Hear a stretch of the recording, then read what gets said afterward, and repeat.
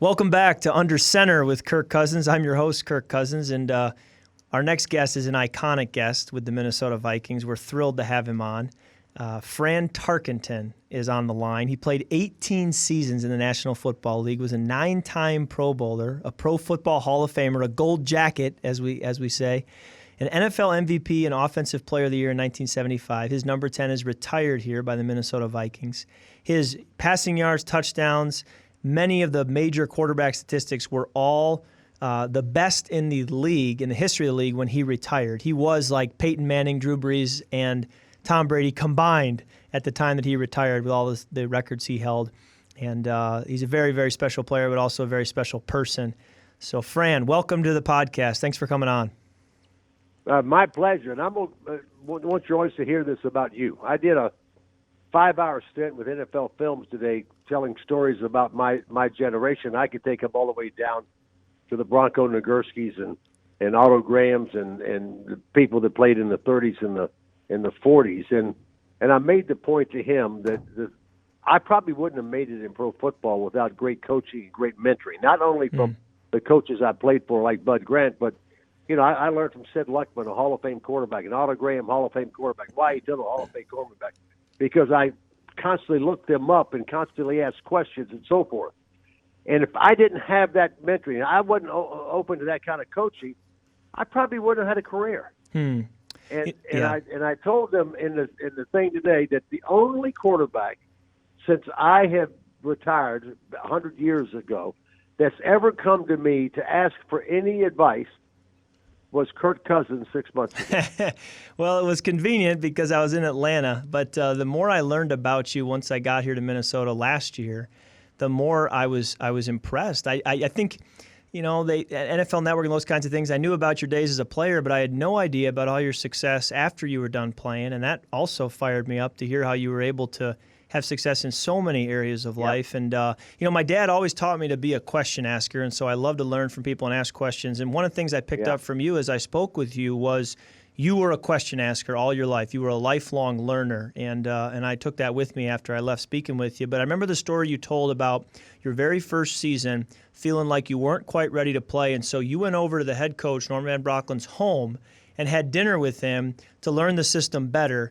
And then sure enough, you came in the very first game and led the team to a victory. And that was just a great lesson for me about preparation, about finding a way to get it done, not making excuses, but pursuing knowledge and asking questions. I thought that was a great story and really shined a light on who you are as a person. But do you remember? You. Yeah.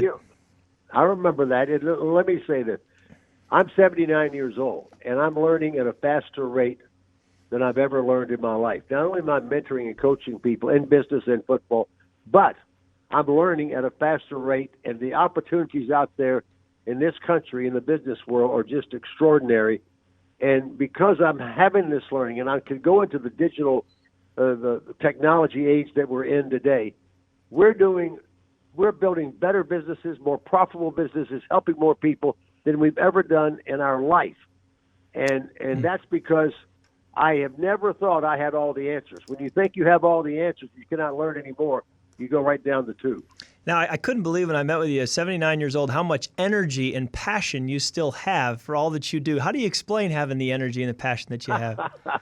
Well, I tell people in business, in football, in my generation, there was no protocol of working out. We didn't work out in the off season. We didn't think about diet and so forth. And this generation that you're in, you guys are really working on, working yourself in mentally and physically and getting more fit to be able to go.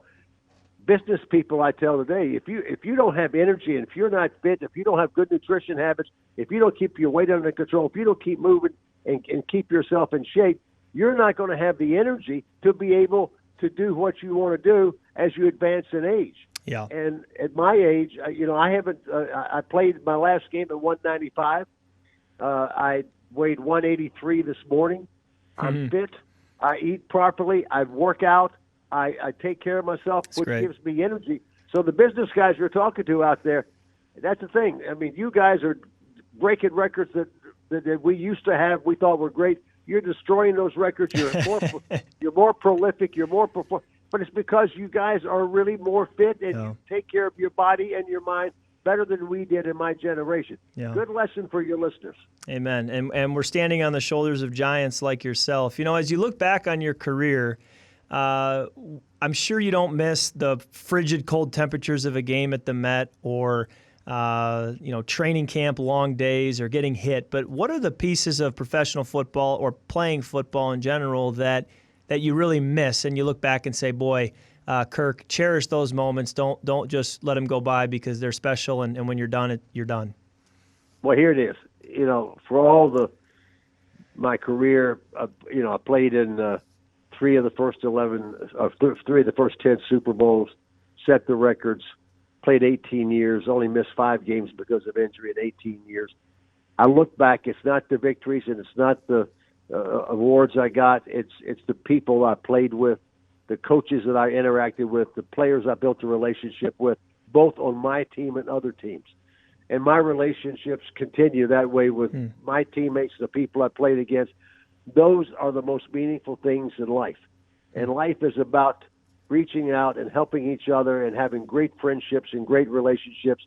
When that can happen, you bring joy to other people's lives, which brings joy to our lives. And that's what I took out of the 18 years of NFL football. Amen. It's hard to replace that locker room camaraderie once you move on from it. But, of the many things I learned from you, one of the football tips I took away from our conversation this past winter was because I ran a 4.9 at the NFL Combine, and you told me you ran a 4.9. And so you said, really, I was a scrambling quarterback, Kirk, but when you look at it, I wasn't necessarily fast. I ran around to throw and to make plays with my arm and just bought time with my feet. And I thought that was really interesting. And so I've actually been starting to scramble a little bit more. Coach Zimmer even came over the other day and said, hey, I like how you're using your feet and moving around more. And so I took that to heart and I said, hey, I may be a 4.9 guy as well, but if Fran Tarkenton was able to be known as a scrambler, I should be able to make a play or two off schedule. Well, so I'm incorporating that in my game a little bit, and I have you to thank. I think that's great because I really think the day of the pocket quarterback, of the Tom Brady and the Peyton Manning and even Drew Brees in this generation, I think it's too hard. That's a hard It is deal. tough.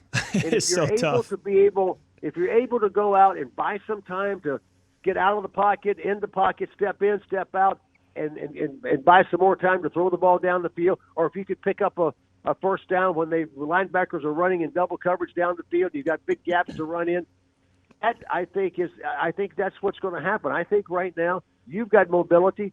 And you look at the Patrick Mahomes at Kansas City. He's got mobility. They drafted a 5'8" quarterback from Oklahoma, Kyler Murray. Right. First pick of the draft. All of them can throw. You can throw. They can throw. But the ones that can add mobility, I think that's the future of quarterbacking in football. Because if I had to be stuck in the pocket and not do the things that I did, I would have never accomplished what I did.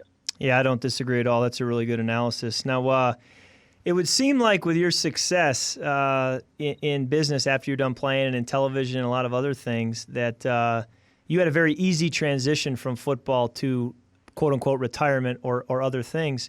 Did you see that when you were leaving football? Did you know, boy, I've got a ton of opportunities and this is going to be a great deal for me? Or was there a little bit of what do I do now?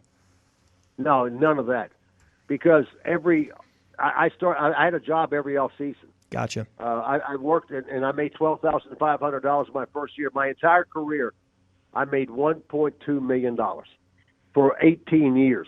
And so it wasn't. If I wanted to live a better lifestyle and have sustainable money coming in, I had to go out and do. I love doing business. I built businesses, and that's what I've done all my life.